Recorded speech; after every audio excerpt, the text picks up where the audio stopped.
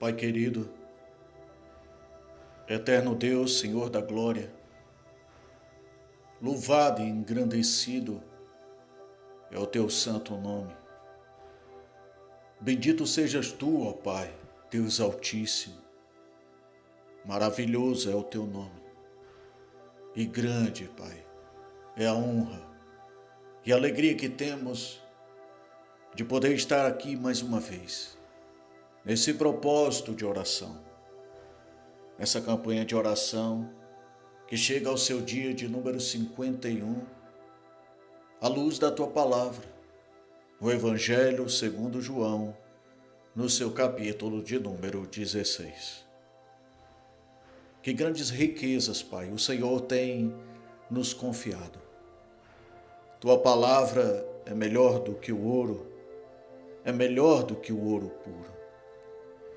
E creio que todos nós que estamos participando continuamente desse propósito, temos percebido o valor que a Sagrada Escritura tem. Um valor que não pode ser medido, contado ou pesado, pois há um peso de glória.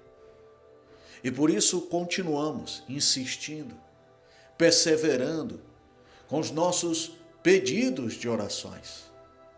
Como também, Pai, alegro-me e muito com todos aqui presentes, a respeito daqueles que estão chegando pela primeira vez e que já colocaram a sua fé em ação, com a sua mensagem de texto, o seu comentário, com a sua fotografia, com um áudio enviado, Pai, a respeito de um pedido de socorro. Meu Deus, pela fé eu os coloco diante de Ti. E creio que em nome de Jesus, se estes que estão aqui conosco hoje derem ouvidos à Tua voz, derem ouvidos à Tua palavra, ao Teu Espírito Santo, é certo que obterão resposta e serão felizes na direção que Tu, ó Pai, o Deus de toda a terra, é fiel para entregar aos que Te amam, aos que temem o Teu nome, aos que obedecem aos Teus mandamentos, aos Teus preceitos e às Tuas boas ordenanças. Pai, como já anunciamos nesse dia de número 51, estamos encerrando o capítulo de número 16, logo em breve. Com a Tua bênção, iremos dar início ao capítulo 17 e dar continuidade a esse propósito de oração. Mas que venhamos nos apegar no agora, no que o Senhor tem para nós a respeito desta porção de Deus, desta condição do Pai, a qual nos foi dada pelo testemunho de Jesus Cristo através dos Evangelhos e através do Espírito Santo de Deus que testifica em nós a Tua soberana vontade. Pai, eis aqui o capítulo 16, já quase encerrando mesmo. Os discípulos parecem ainda não entender o que Cristo Jesus estava anunciando a respeito da sua morte, a respeito da sua ressurreição, a respeito da vinda e da obra do Espírito Santo de nosso Senhor Jesus Cristo. Tua palavra diz que os discípulos continuavam em meio a uma grande tristeza. Talvez por não estarem percebendo o agir de Deus no que diz respeito ao plano da salvação, não apenas a eles que ali estavam, mas a todo aquele que iria crer e que pela fé participaria do corpo de Cristo, logo a igreja, a qual Cristo é o cabeça. E no meio daquela situação melancólica por parte dos discípulos, o Senhor Jesus abre-lhes então o entendimento para que eles percebam que a sua tristeza será transformada em alegria. E que não apenas eles seriam felizes, mas muitos que assim conheceriam tal testemunho e poderiam, em nome de Jesus, viver pela fé através destes decretos, deste momento ímpar a qual o Senhor Jesus permite que a sua vida seja entregue aos seus algozes, para que todo o pecado esteja fincado na cruz e ali de uma vez por todas voltemos a ter um relacionamento íntimo com o Pai através do lugar santíssimo, a qual Jesus Cristo é o nosso sumo sacerdote. Depois que Jesus Cristo, Pai, começa a falar-lhes a respeito da alegria que eles terão depois da sua morte, depois da sua ressurreição, depois do selo do Espírito Santo, o Senhor Jesus também deixa algo de aviso.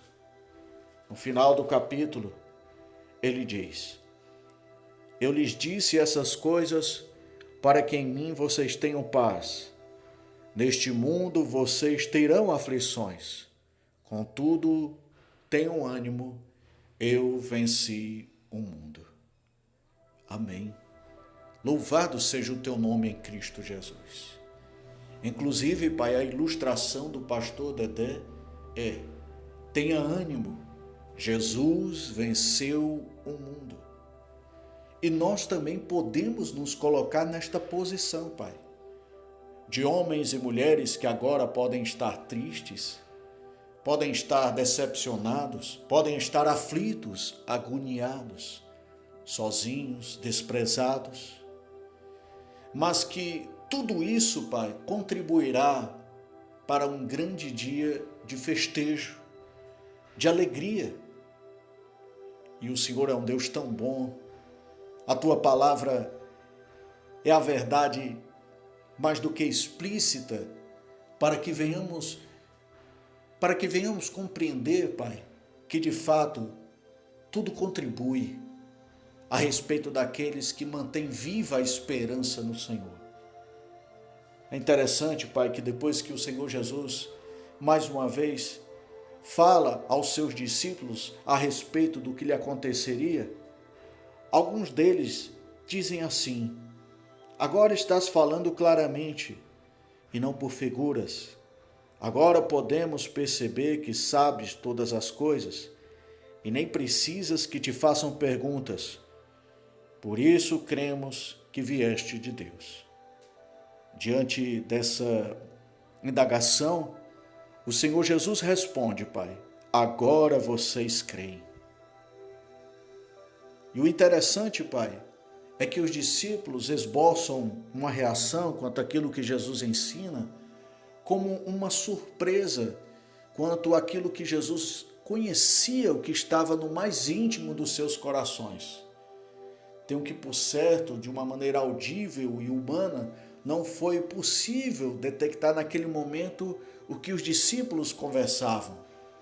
Mas o Senhor Jesus Cristo, através da sua condição como Deus, Filho do Altíssimo, como um Deus onisciente, sabia exatamente o que estava passando em suas cabeças.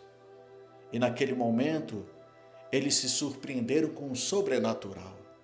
E sim, de fato, o sobrenatural vem para que não apenas sejamos pegos de surpresa no mais claro e bom da palavra, mas tudo aquilo estava sendo ensinado, Pai, para que eles fossem homens, pessoas que não viessem a se surpreender quando as coisas ficassem difíceis, que não viessem esmorecer, que não viessem a desanimar quando as coisas viessem a parecer difíceis. Assim também é conosco.